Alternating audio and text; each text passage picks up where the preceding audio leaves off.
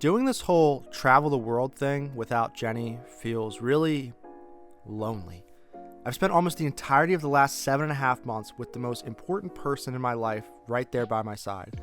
She helped me make key trip decisions, research directions from place to place, and even filter out bad restaurant suggestions. But now, Jenny's gone home, and I'm here on the other side of the world trying to remember how to solo travel again. This may take some getting used to.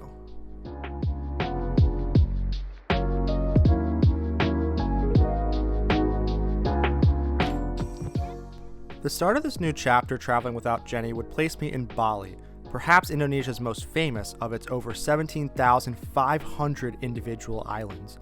Its immense beauty and tranquility comes somewhat oxymoronically with its crowds. So why would I begin my solitary adventure here of all places in the world? Well, Bali's most alluring aspect is how it attracts other fellow solo travelers. I can't really picture a better place to start figuring things out on my own than here. If all these drunk Australians and Brits can get around on their own at 18 years old, then so can I. But even still, I ran into plenty of challenges along the way.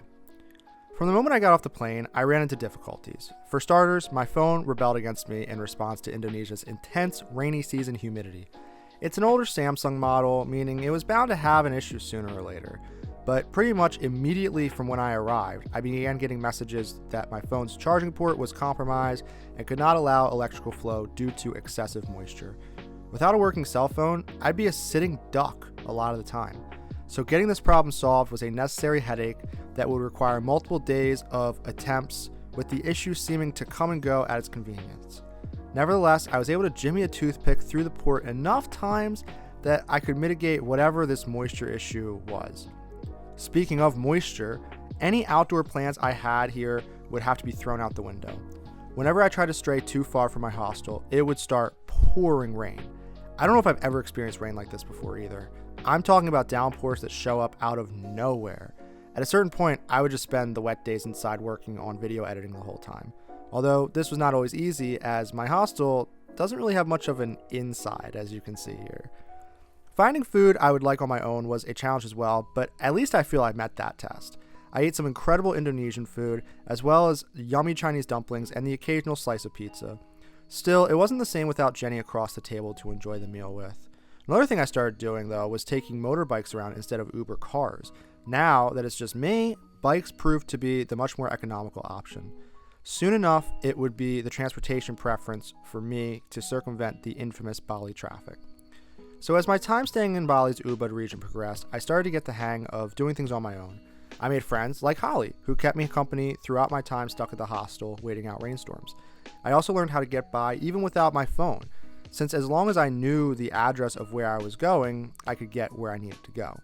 The ability to travel solo and adapt to circumstances is a skill that everyone should aspire to attain, even if it requires a bit of growing pains. I was out of practice, but now that I'll be on my own for a while, I have to get comfortable solving problems on my own. Learning to trust my gut this way will end up being very important for my survival in the remaining countries planned after my time in Indonesia. Bali is the perfect place to work on this skill set. The travelers are open-minded, curious, and friendly. Even better yet, the locals are generous and patient, doing whatever they can to help you make it along. All of this is further boosted by the island's many inspiring landmarks.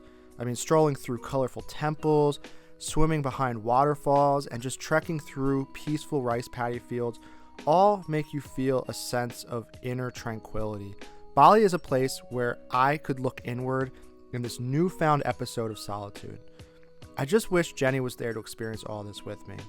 But I know I can do this without her, and she'll be so proud of the results when I do, because even on my own, on the other side of the world, I can always feel her support.